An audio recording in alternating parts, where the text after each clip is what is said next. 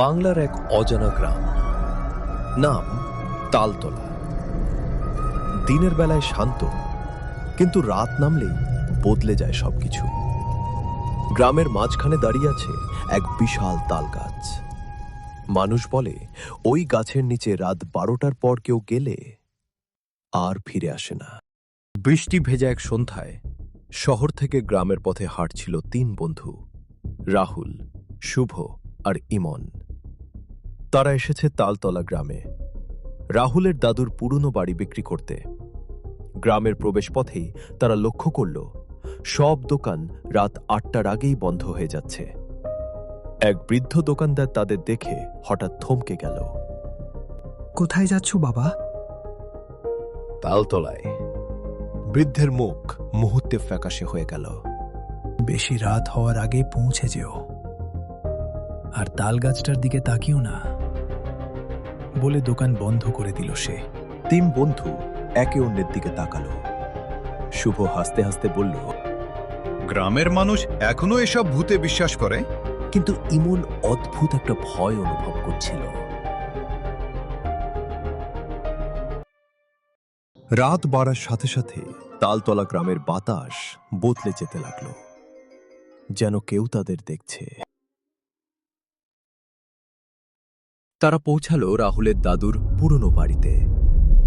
বাড়িটা বিশাল, কিন্তু বহু বছর ধরে পরিত্যক্ত। ঘরে খুলতেই এক ভয়ঙ্কর শব্দ। ঘরের ভেতরে ধুলা আর মাকড়সার জাল। হঠাৎ উপরের তলা থেকে ভেসে এলো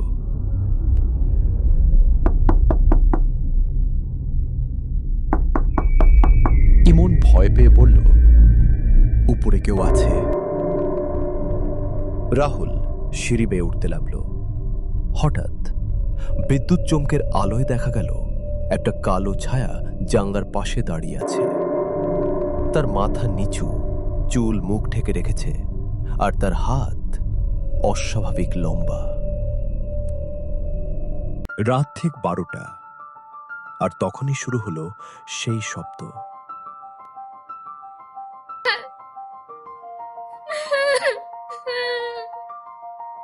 এক নারীর কান্না। পুরো বাড়ির চারদিকে ঘুরছে সেই আওয়াজ। শুভ জানলার দিকে তাকাতেই জমে গেল।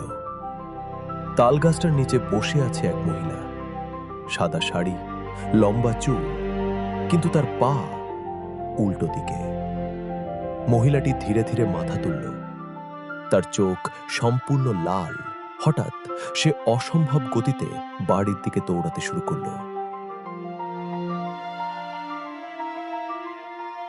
অনেক বছর আগে এই গ্রামেই ঘটেছিল এক ভয়ঙ্কর ঘটনা। রাহুলের দাদুর পুরনো ডায়েরি থেকে জানা গেল এক বিধবা নারীকে গ্রামের লোকেরা ডাইনি বলে পুড়িয়ে মেরেছিল। মরার আগে সে অভিশাপ দিয়েছিল, যে এই তাল গাছ কাটবে তার পুরো বংশ শেষ হয়ে যাবে। সেই রাতেই তাল গাছ জন্ম নেয়, আর তারপর থেকেই মানুষ হারিয়ে যেতে শুরু করে। হঠাৎ ঘরের দরজা নিজে নিজে বন্ধ হয়ে গেল। চারদিকে শুধু ফিস ফিস শব্দ।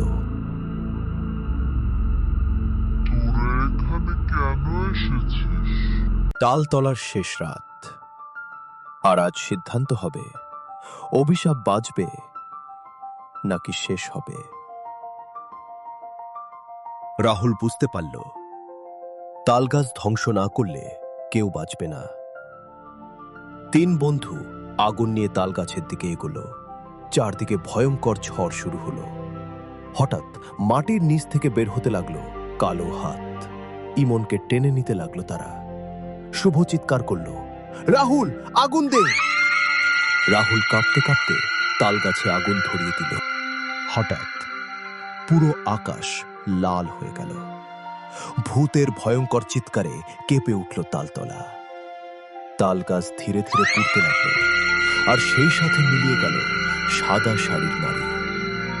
কিন্তু আগুন নিভে যাওয়ার পর মাটির নিচে দেখা গেল আরেকটা ছোট তালগাছের চারা। অভিশাপ কখনো পুরোপুরি শেষ হয় না, সে শুধু অপেক্ষা করে আবার ফিরে আসার জন্যে।